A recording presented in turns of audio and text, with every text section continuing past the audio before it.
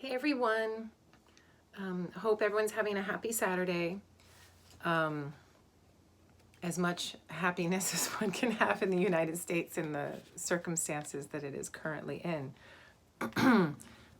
Which I was up late last night until like 2 a.m.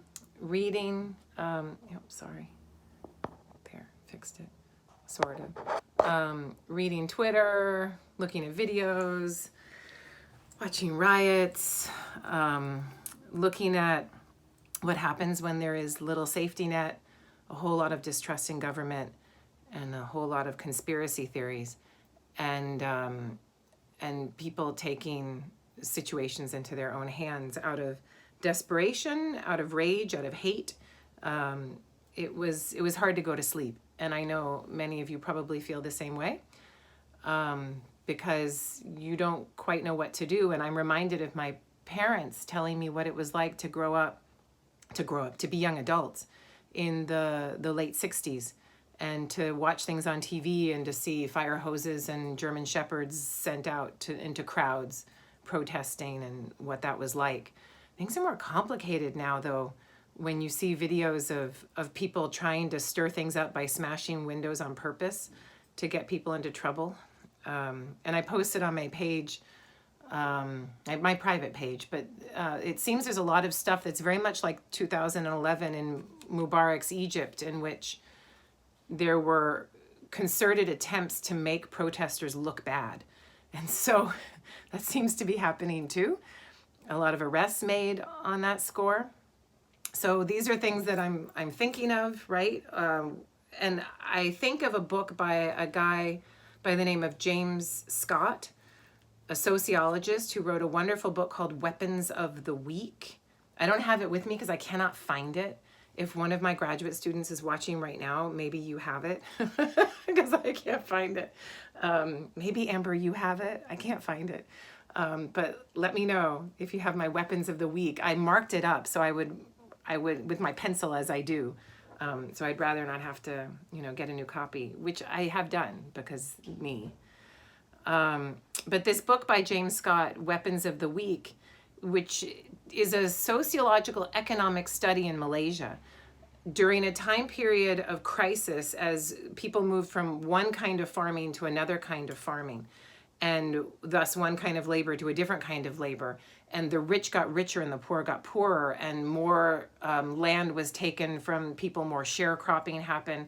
It was a time period of great crisis. And he's looking at what the weak do against the wealthy landowners. What possible recourse can they have in these situations? And that makes me think, of course, of my beloved Egypt. And yes, I always go back to Egypt because I am Karakuni Egyptologist, so there's that. But I also go to Egypt because I think it's helpful for all of us, because when you're looking at the situation that you're in, the context that you find yourself in, and you're in the eye of the storm, and you have your biases and you have your issues and you have your worries and anxieties, it is very hard to see anything clearly. It is very hard to look at anything with anything approaching dispassion. And we all are taking sides, and it's very hard to look at something holistically over the long durée of time. It's difficult to see anything. So I like to go to Egypt because Egypt allows me to look at it, and then I can apply it to the world that we live in today. This is kind of my party trick. This is what I do. It's what I do in my trade books. It's what I do when I talk to you. It's just what I do. So what do the weak do? What are the weapons of the weak? Wonderful title of a book, right?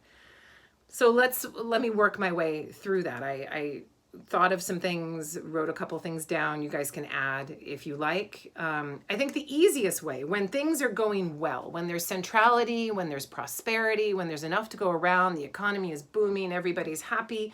If you're a foreigner, or, well, let's put it this way, if you're a foreigner and you're weak because you're not in the center of the cultural circle, then you can Egyptianize. You can take on a new name. You can take on a new identity. You can pretend to be as the people in control are.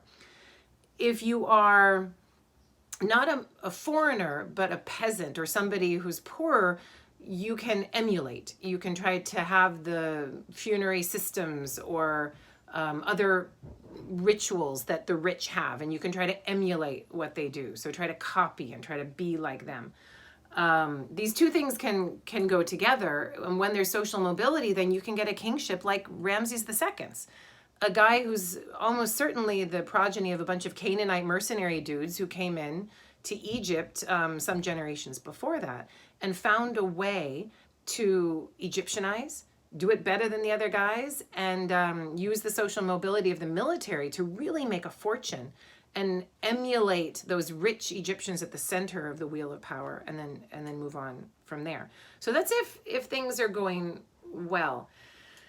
Another thing that you can do if things are going well and the economy is functioning, you're still getting screwed over and exploited, is you can work badly. You can do a bad job. You can take on the persona of the lazy worker. Because why should you put all of your time and effort into something if you're not going to actually be rewarded for it? And by working badly, it is the best way of sticking it to the man, so to speak. It is a quiet sabotage when you have no other recourse. That is something that the poor do across the globe, anywhere, and it is so easy to then say these uneducated masses, they are too lazy, they are not worth anything, when really these uneducated masses are doing exactly what they want to be doing with their quiet sabotage of not giving you their work for the money that they're earning, and making sure that they have some self-respect, some dignity. There is some dignity to working badly. For instance, a little anecdote. When we bought this house, it was a bad flip. It still is a bad flip, and we work on that bad flip every day. Somebody else bought it, some other developer, somebody put a minimum of money into it. And when we had the inspection, you could tell that there was a great deal of tension between the guy who was developing the house and the contractor who did the house. The contractor felt he had not been given the funds he needed to do the job that he needed to do. And so no surprise that he did a quiet sabotage. He worked badly. And so that the first time we took showers in the house, all the grout started to fall out from the tile because they did a quiet sabotage. They did their work badly. You could do this in all kinds of ways. You could do this at a temple if you're putting up walls. You could do this by walking very slowly when you're moving stones or mud bricks. Just walk as slowly as possible. There are ways that you can have a quiet sabotage. It is hard, however, in Egypt, in a place where sharecropping is the order of the day, and if you work badly, you yourself will starve. It is a brilliant thing that in a place where there is so much social inequality and where the rich really do seem to own most of the land and there is very little competition, that working badly on your own farm will create nothing but potential starvation for yourself. You can't go on strike and say, I'm not going to work anymore. This sucks. I'm done. Because you and your whole family will starve. It's a problem. And that's why revolutions take place in urban environments with a middle class, with something that the rich really want that's not necessarily going to harm you. Because what does it matter if you stop working in the petrochemical plant? You may not be able to turn on the lights or have cooking fuel, but you're not necessarily going to starve and die. So, another thing that you see in James Scott's Weapons of the Weak and around the world amongst the poor and people who aren't being supported by their patrons or by their governments is that you can take as little responsibility as possible. So you're not going to have a go-get-'em hustle attitude. If you have a go-get-'em hustle attitude, the people within your circle might think that you're betraying them because now you're going towards the big boss man to try to be the model minority, for instance, or to try to be, the suck-up, the teacher's pet, the guy that's trying to, you might be resented by your own people and lose out on the community that will support you the most. So taking little responsibility on behalf of your patron and not being all go get 'em and hustle could be useful to you. I see this in my work sometimes when if you take responsibility for something, it could only get you in trouble, because then if something goes wrong, then if you're in a system in which the people at the top don't take blame, but generally assign blame to the people below, then there is absolutely no incentive to take responsibility whatsoever. And so people just go, I didn't know, not my thing. What did I have to do with it? So you see that as well. You could, if you are weak and poor, you could league up with other people if you had work that was in demand. You could league up with other people and you could complain. And so you could go on strike. And the first documented strike from all of the ancient world, of course, comes from ancient Egypt. It comes from the workmen who built and decorated the tombs in the Valley of the Kings, the village that we now call Deir el-Medina, a place I've talked about before, a place that is near and dear to my heart. And these men, during the reign of Ramses III and thereafter, but mostly during the reign of Ramses III, went on repeated strike. They had sit-ins. They walked to the temple of Ramses II, his temple of millions of years, a kilometer or two away, and had a sit-in. And we're like, what's going on here? Where is our grain? Where is our salary? Where is our payment? And refused to do any work. When you do something like that, you could engage in a shift of patronage, which is something that I think is happening in our country right now, where people who have had one set of patrons can suddenly shift to another. For instance, a whole bunch of people who had the patron of the AFL-CIO labor union shifted from that to a right-wing, individualist, libertarian ethos. And that happened very quickly, and Trump was elected in that shift, and you saw a shift of patronage. Whether it will shift back is debatable.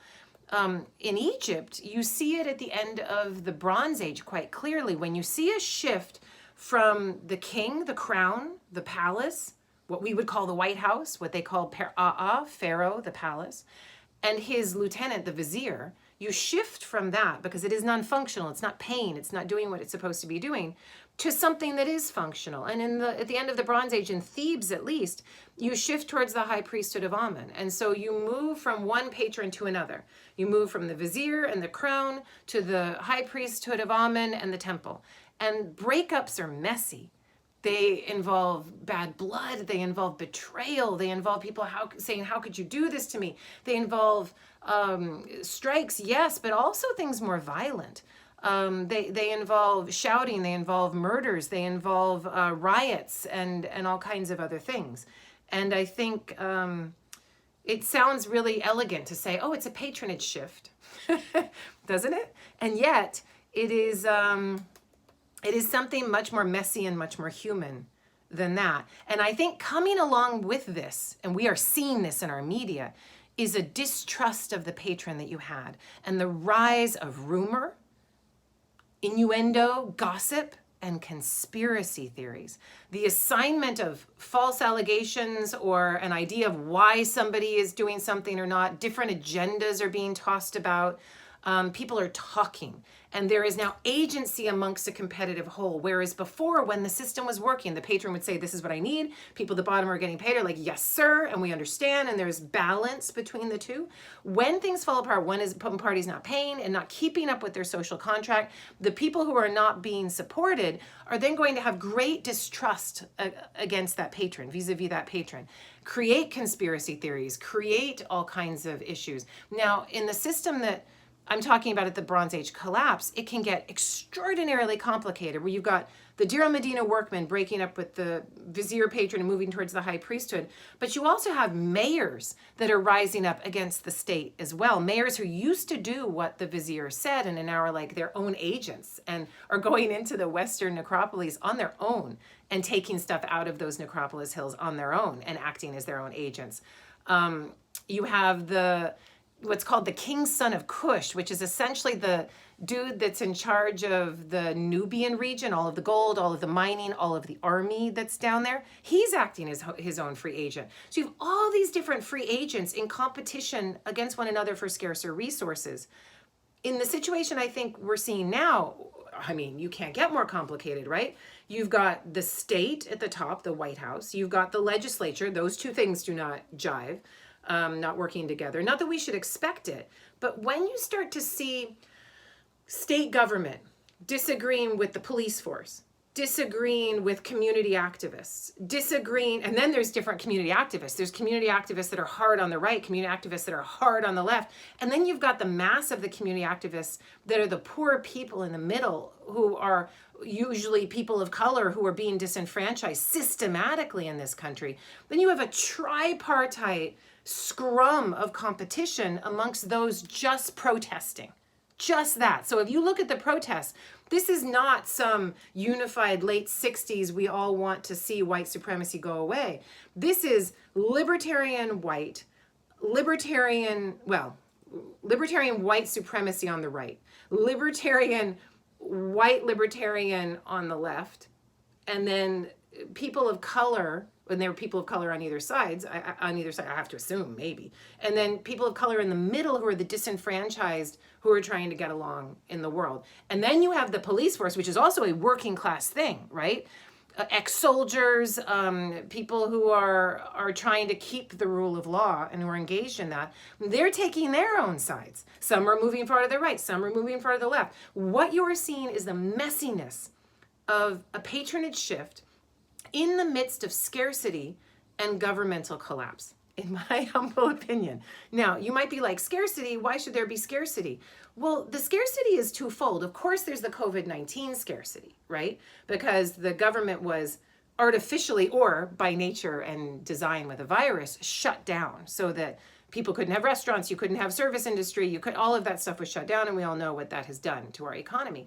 But before that, with deregulation and with the tax cuts and the increased libertarian agenda, you saw an increase in social inequality where so many resources moved to a very small percentage of people, and more people were disenfranchised. So even in the greatest prosperity that this country has ever seen in terms of gross domestic product, you have more disenfranchised, exploited, poor people, most of them of color in this country, who are like, what am I supposed to do?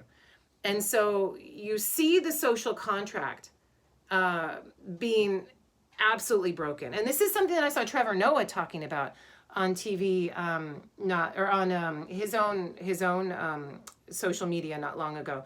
When you have a social contract, even for people that are disenfranchised and exploited, if they're able to eat, for the most part, they're not going to burn shit down. But when they can't even eat, when they don't have jobs, when they don't feel protected in the streets to jog, to sleep, to take a walk, right? Then, or if they happen to maybe try to spend a $20 bill that's counterfeit, if that gets you killed, then you've broken the social contract. So now those kinds of things that are happening all over the place are incendiary, and the patronage shift is underway. We have been through patronage shifts like this before. So the other thing that the weak can do in their limited arsenal of weaponizing is to loot and steal. Now, looting and stealing, this is something that James Scott talks about in his book, Weapons of the Weak, in a very sociologically precise and rigorous way, in which he takes spreadsheets and he talks about how the poor can skim a little off the top. They can glean from a crop that they're harvesting, hired to harvest. They can do all kinds of things to subtly steal, right? It's kind of part of the quiet sabotage. But when the patronage shift gets harshly revealed and people start shouting at each other and it is obvious what is happening, that theft will be more overt. And then the rich guy in Malaysia, his motorcycle's gone, and then his car has been broken into and something's taken out of it. And this is something that I'm seeing in my neighborhood in Los Angeles on a daily basis. Everyone has that Nextdoor app, right? You check it and everyone's like, oh, my house got broken into, my car got broken into, this got broken into. Homelessness in Los Angeles is off the charts with our social inequality, right? And so people are stealing more because there is more desperation. There is less social distribution. Now, don't forget what I talked about last time, that in the state, the authoritarian state, whether it's an authoritarian personality, authoritarian police force, whatever you want to call it, they're always going to return to the idea of morality. This is important. So even if somebody is stealing out of desperation because they need to eat, or they need their next drug fix because, they have PTSD from being on the street for so long and they just want to get drunk or high or whatever. But there's all kinds of reasons for stealing. But we in our state will then make it an issue of morality. The homeless are bad. The poor are bad. The poor are stupid. The poor are lazy. All of these things that I read on Nextdoor on a daily basis about how horrible these disenfranchised poor people are, rather than trying to see the system holistically and try to understand why people might loot and steal because a social contract has been broken and people are like, you know what, screw this, I'm done. I can't even. There are other options when things get really bad in terms of crisis. So if you read something like, let's pull this one off the shelf, Tainter's Collapse of Complex Societies. When things get really bad and governments have collapsed, and we're talking about like The Road, Cormac McCarthy's The Road, for those of you that have read it and cannot unsee or unread what you have read. That's a tough one. Only read that book if you're ready to do it. You walk away. You leave. You leave in search of something. You abandon your family. You abandon your home. You abandon others. You go into small groups. You leave. You walk away.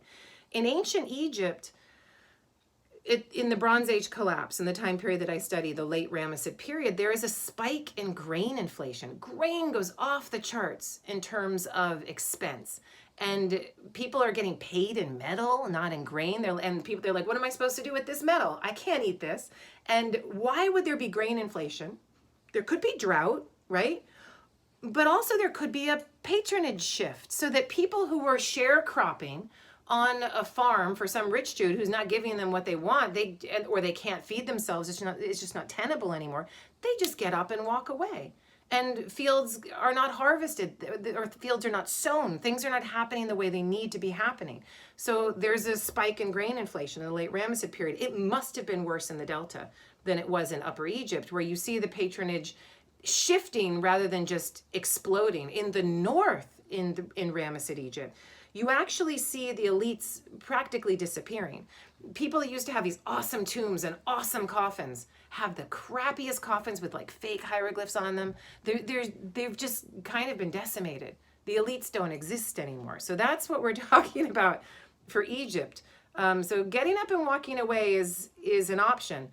When Egyptians in a time period of patronage stability were drafted into labor to build a pyramid, to build a temple, they could also get up and walk away because they couldn't work. Their family depended on them. I can't be drafted into service right now. We get up and go to Canada, right? Or Mexico. And you can be a draft dodger. The rich have other means of doing that, and they can use medical excuses, and I'll let you guys leave comments about that. But the Egyptians would get up and walk away, leave their draft service to go to an oasis or go to the Sinai, go to the Levant. That you could leave Egypt, leave the Nile Valley and the Delta behind and go someplace else. And it was a way of leaving the state. And the oasis, or the oases in the Western Desert in ancient Egypt, they're kind of like desert pirates. It's like an anti-state libertarian sort of society, a way of subverting and circumventing the Egyptian state. And then finally, what weapons do the weak have when things get horrifically bad, is you can burn it all down. When it gets bad enough, people don't care about themselves anymore. They're so angry, so hopeless, so demoralized, so dehumanized that they can actually burn it down. And these things can potentially happen. They can kill their patrons. French Revolution comes to mind. Who knows what happened to Ramses XI and how he bought it in the end. Ramses III was indeed killed. With all these strikes going on in Thebes, Ramses III was killed in Thebes. So something's going on there. I hope we don't get to that point in this country today, but I think what I would like to leave it with is that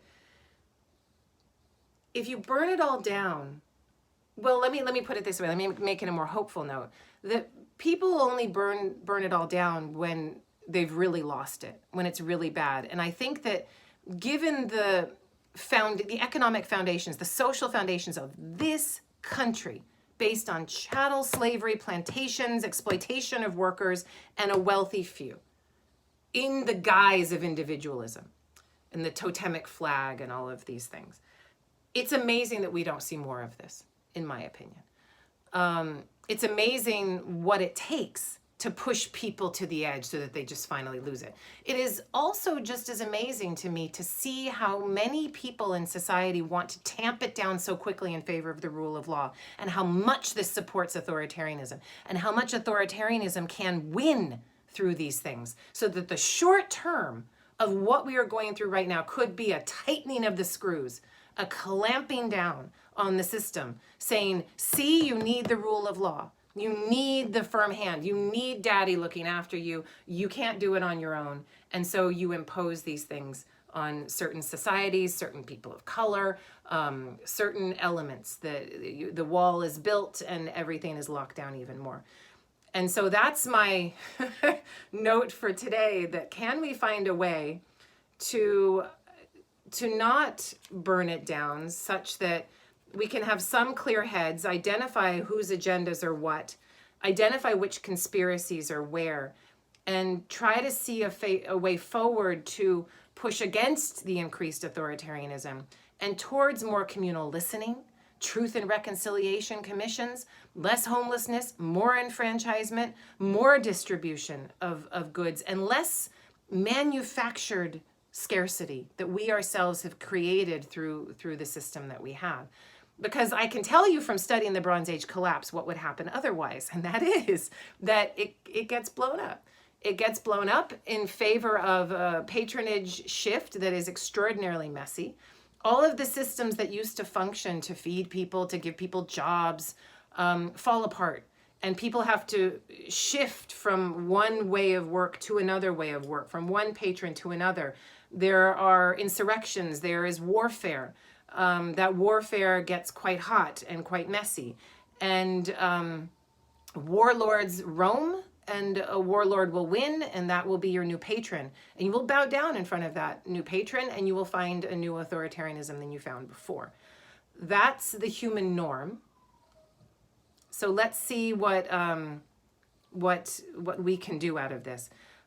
Next time, I think what I want to talk about is the state ideology of right and order and law, but in terms of punishment, and how the state would punish people to keep power, but how that state ideology or state ideology towards punishing those it considers immoral actually can work in the long term, but can work in the short term to keep order, but in the long term can actually create its own demise.